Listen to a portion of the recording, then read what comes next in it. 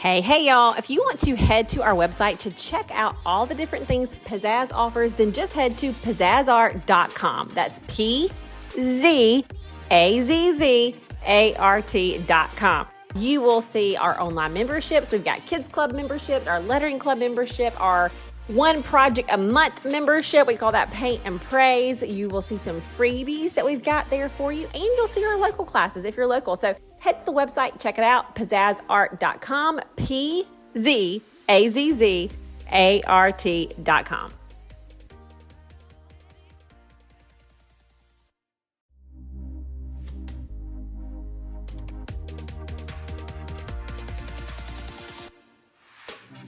Hey, y'all. This is Casey Hope from the Here's Hope podcast. And today I am really excited to have on Tracie Miles. She is the director of Compel, which is a writer's training at Proverbs 31 Ministries. She is the best-selling author of 7 books and the founder of the Living Unbroken divorce recovery program. She has got a book coming out that I think that you are going to find a lot of awesome takeaways. It's called God's Got You, Embracing New Beginnings with Courage and Confidence. And so, Tracie, I'm excited that you are here to tell us a little bit more about this today. Welcome to the podcast.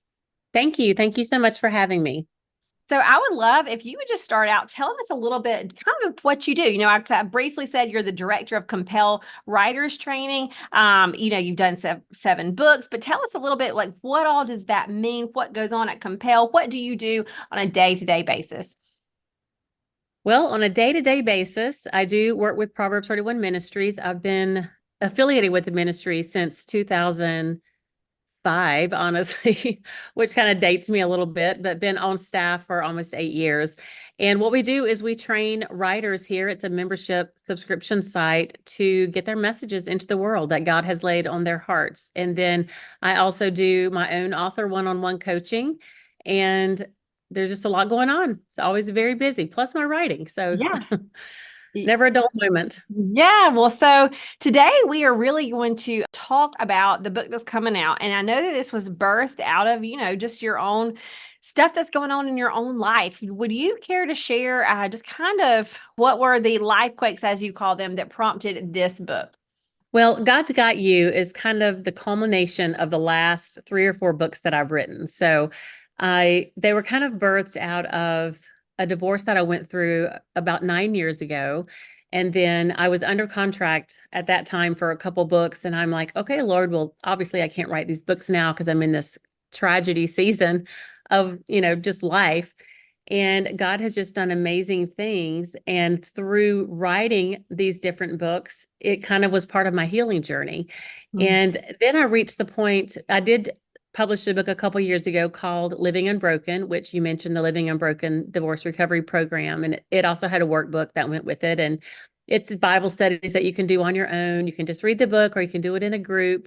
But I finally reached the point in my own journey where I was ready to stop, worrying about, okay, these are the things that happened. Here's what God's done.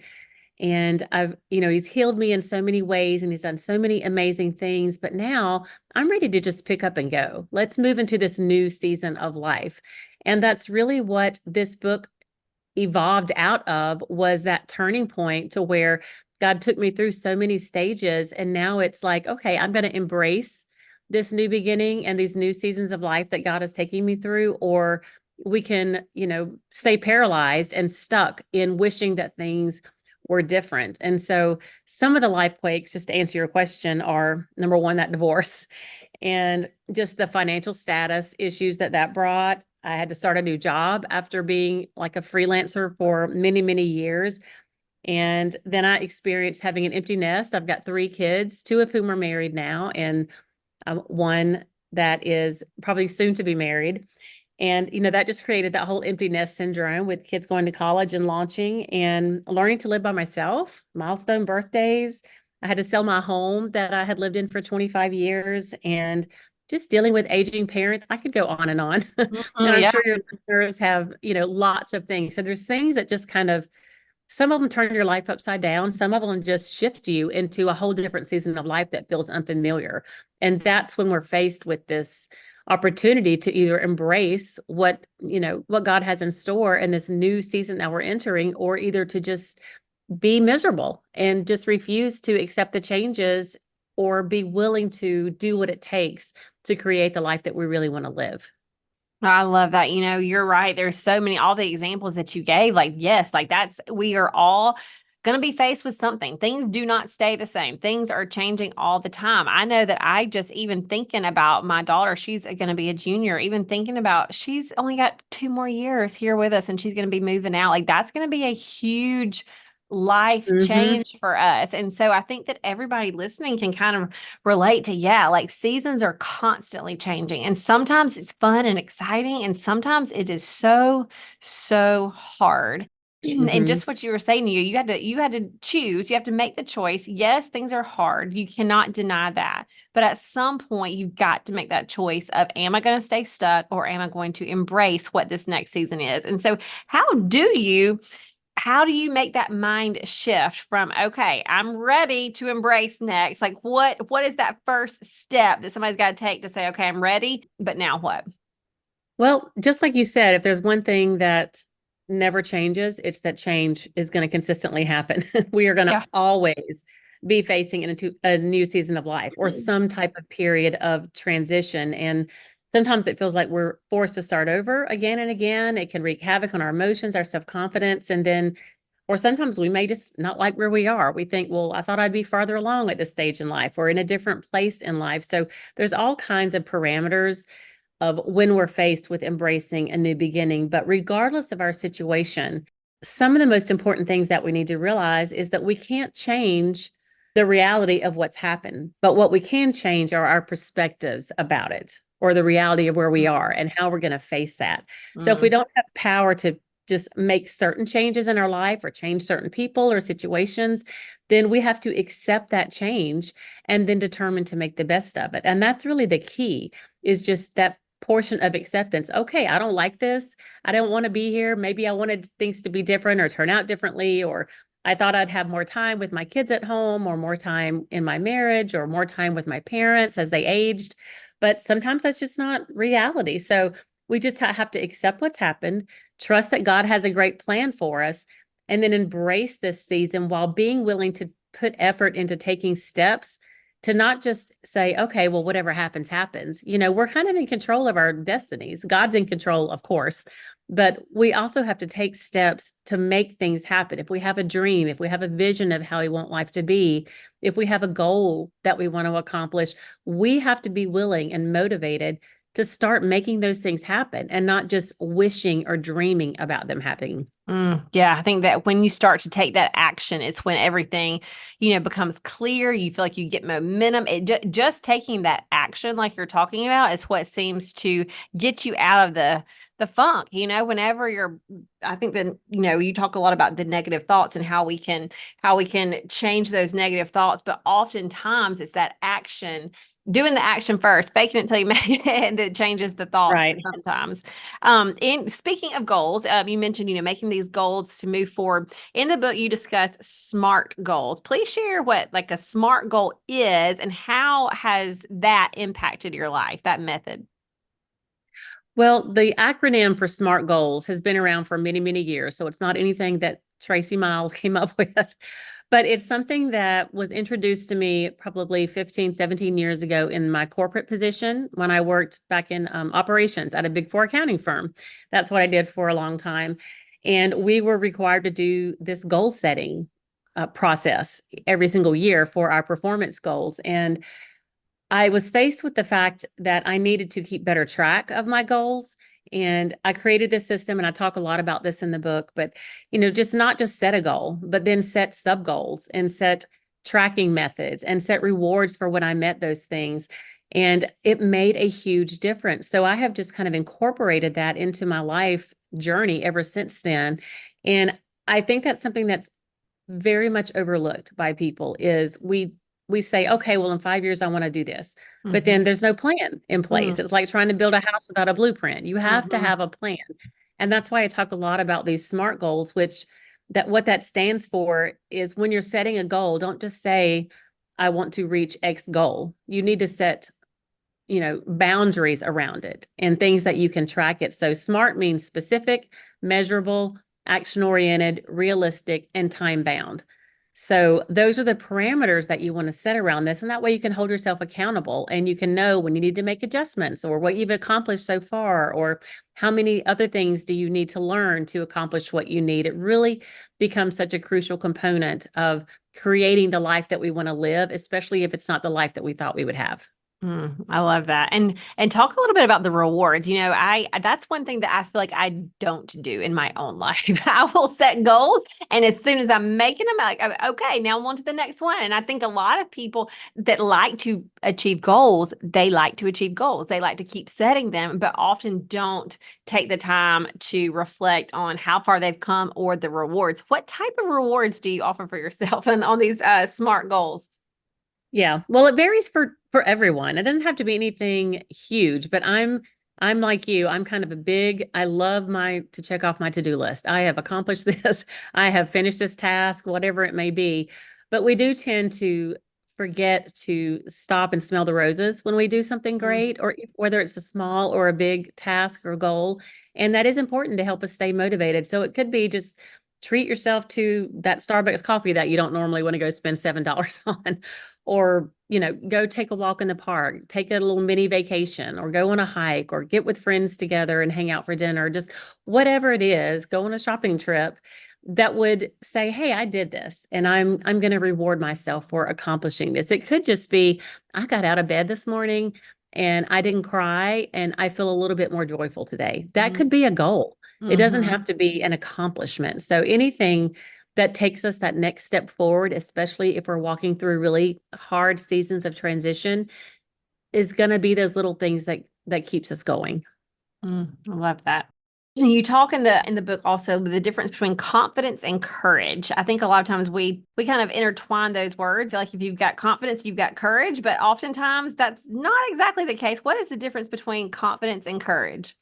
Well, I do think that we get those backwards a lot of times because we think that we have to have confidence. Okay, we're going to be confident in ourselves. We're going to step out and do this thing. And then that's going to give us, then we're going to have the courage to do more. But really, courage is bravery and courage is faith. And sometimes we don't know what the future is going to hold. And we don't feel like we're qualified or equipped or capable of doing those hard things or those dreams or wishes that seem beyond us or even seem unreasonable. Maybe it's something God has called us to do. And we think, I don't know if I can do that. That seems beyond my expectations. But we have to have that courage and that bravery and that faith. And then once we step out in that courage and we start saying to ourselves, okay, we can do this. We've got this. God's got me and we're going to get this together. We're going to accomplish this. And if I fall or fail, he'll be there to help me. And then the more we progress and the more steps we take forward and the more things that we see ourselves succeeding in, and each day that we, like after divorce, for example, or after anything tragic happens in your life, every single day that you move forward is a step in the right direction. And so each day can give you more and more confidence. Not that you won't have setbacks, but we have to first have that courage. And then as we see what God can do and what we're capable of, if we believe in ourselves and we have faith in what God has in store for us, then that confidence will begin to build. And that's what's going to take us to where we want to be. So tell me, you said sometimes you feel like, oh, like God is calling you to something and you're not sure if you've got the confidence or the faith. What do you feel like God is calling you to, or what can you give any examples of in the past where you have felt that God is calling you to something and you're like, I don't even know if I can do this. And then on the other side, looking back, you're like, wow, God, do you have any examples of that? Well, I could probably write a whole book about examples. I'm sure a lot of people could if they actually sat down and really think about it. Because sometimes, God just provides in such amazing ways that we almost take it for granted. You're like, wow, look what God did, but then you don't remember it. But even, I guess, just off the cuff, just thinking about, going through the divorce, not just the emotional aspect, but I mentioned the financial issues before. Which is unfortunately what many women go through, is the finances just, they're just in the gutter. And I remember thinking, okay, my credit's like, it couldn't get any lower because of my name that was associated with all these debts that weren't even mine. Mm-hmm. And I never thought I could dig myself out of that hole. I never thought I could get a job again after being out of the corporate workforce for so long. And I never thought I could do a lot of things. And I never thought I would be stable again and secure and have my home was going into foreclosure a few months after my husband had left. And I never thought that I would recover from that. But just God over and over and over, as I continued just to work every single day on these hopeless feeling situations and scenarios that I was stuck with that weren't even my fault, Mm. God just did amazing things. And so each time he did something, I was in such awe. I'm like, okay, well, there's another problem right around the bend.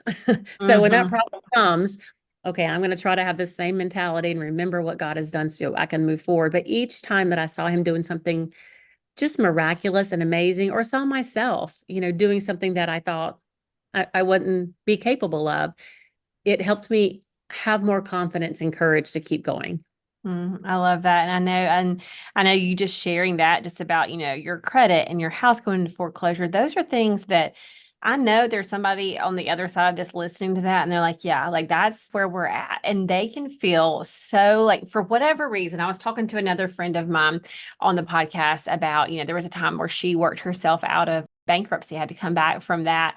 There's something with finances that makes you feel so alone, so Hmm. ashamed. So I don't want to share this with anybody because there's these lies in your head that pull everybody, nobody's going through what I'm going through. Everybody's doing better than what I'm doing. And I think that the financial aspect of a lot of things, Satan just will whisper that, that you are the only one going through that. So I am thankful to you for sharing that to give some other people hope like you did. You and God, like God opened the way. You were able to transition out of that life quake. That's a one example, but what he says, how have you seen God orchestrate seasons or events in your life?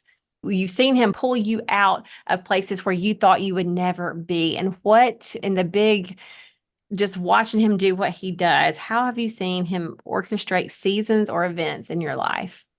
Well, I'm kind of like many women, I'm kind of an emotional person. I overthink everything. I let my emotions get to me. And so that's something that I have to constantly, keep at bay and be aware of when I'm doing that. But like when my son, my youngest, he's my youngest of the three.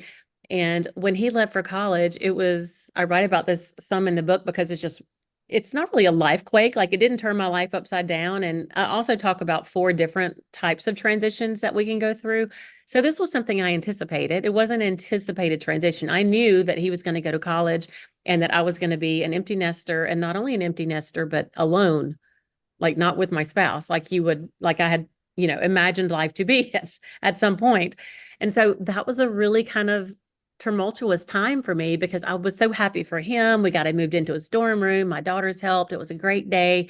But inside, I was just kind of internally dying because I knew that I had to go home to this completely empty, silent house. And it was a really, really hard transition period that it sounds kind of silly when you try to tell other people and they're like, okay, well, now you've got all this freedom and you can do whatever you want.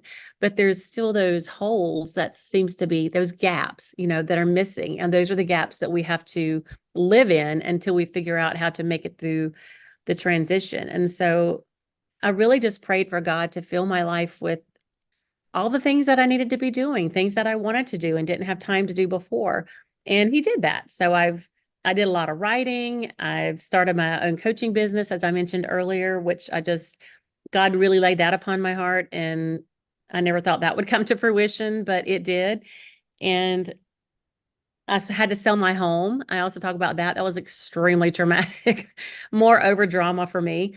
But I'd been there 25 years. So moving to a different place from where I had raised my children and spent, most of my adult life, that was extremely difficult. It was just selling Mm-hmm. a house, but Mm-hmm. still it was emotionally hard. And Mm-hmm. there's the little things that we all go through in life that kind of land us in these unfamiliar places that we feel like we don't know where we belong or what we're supposed to do next. But God is just always there and just constantly focusing on He has a plan. This worked out. It's going to be good. There's he has a good purpose for me, and we can find purpose in everything that we do. And I think with each new transition season, God gives us a glimpse of a new purpose. That's good. That's really good. With each new transition season, he gives us a glimpse of a new purpose. I love that because even how you were just sharing about, move your house, you have so many memories there. This was not nearly as traumatic, but we moved just our art studio, and we had been in one building for 15 years or so, and having to move, it felt like a piece of my identity being gone and a piece of just lots of change, and it was hard, and it's just a building. It is just a building. And Right. you feel silly sometimes. We feel silly for our emotions, but they are there. But that's exactly what you just shared is what I have seen too. Like, okay, this is a new season, a new purpose. Like God's got something new for us here. There's more space. So tell us, when is this book already available? I don't think it is yet. When will it be released? It's coming out on July 2nd. So very All right. soon from now. Yes, yes. Yeah, so right around the corner, and you can pre-order it right now. And I also have 3 freebies. I have what comes with that with the pre-order is the Step Into Your New Beginnings workbook, which really is a great accompanying workbook to help you not only just read the book, because I'm a big believer, all of my books have these end of chapter sections and accompanying workbooks and journals. Because if you just read a book, okay, that was great, that inspired Mm-hmm. me. And then you forget what you Uh-huh. read. It didn't change your life. My Uh-huh. goal is life change. I want people to think, feel, and live differently after they read any of my books. So I always try to have something that will help them implement what they're learning in each chapter, and how they've been inspired with each story or each Bible teaching that I share, and actually make it a part of their own life. And so yeah, pre-orders between now and July 2nd, and then after July 2nd it's readily available. Awesome, awesome. And so where are the best places to get it from? You can find out more information on it and about me on my website, which is traciemiles.com. And my name is spelled Tracie, which is kind of a unique spelling for Tracie. So Traciemiles.com. And also on Amazon, at the Proverbs 31 bookstore, and any other retailer where books are sold. Awesome. And it's called God's Got You. Now, is your website also where they can find out about your coaching? Yes, absolutely. One of my Okay. biggest passions that has come up is to help other women find their voice I and get love the that. message out there. And so, yeah, you can find out all that information there. Okay. Can you do a quick little tell us about so if people are interested in the coaching program, what does that entail? Because I think I know a lot of people that have said over the years, I've got a book in me. I've got a book in me. One day I'm going to Right. write that book. And so what does that coaching program look like? What do you offer for that? Yeah, I have so many women every single day that tell me that. I know God has called me to write a book, but I don't even Uh-huh. know where to start. So I work with mainly all first-time authors, or not authors that have 10 books under their belt. So I help people just get off the blank page, start crafting their story, figure out. A lot of people say, "Is my story even worth telling? Should I even bother doing this? There's already so many books out there." So a lot of people just need encouragement to know that only they can tell their story, and their story, even if it's on a common topic, is going to be different than any other story out there because it's theirs. And God only did specific things in their life that he didn't do in others. So I love to encourage people in that way.